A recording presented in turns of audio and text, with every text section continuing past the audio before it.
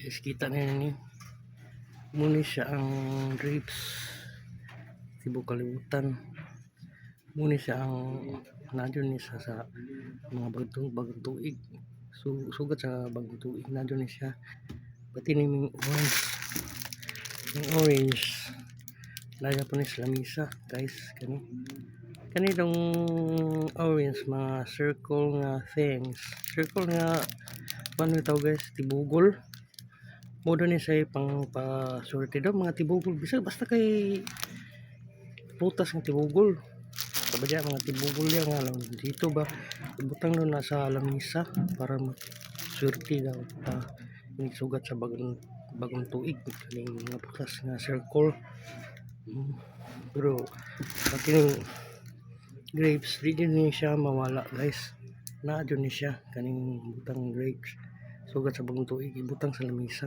Pero inunuha guys, ang Diyos rajud ang kagahom sa tanang kabalutan guys, pagpaampo o pagbasa sa pulong guys sa aning guys pagsugat sa bagong dipin sa henerasyon magod sa atong kalibutan no, sa henerasyon sa gagmay pa mi na doon yung mga tibugol nga nani nga putas sa henerasyon muna na ning ingon na pangponserte ng mga sir pang bitaw na circle pero tubot sa pag ampo sa labang makagagahom na siya tanan control sa tanang butang og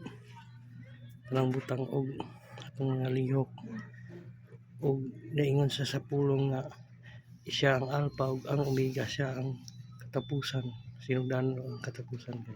So guys, po kapit niyo sa inyong tanan butas advance sa pinyo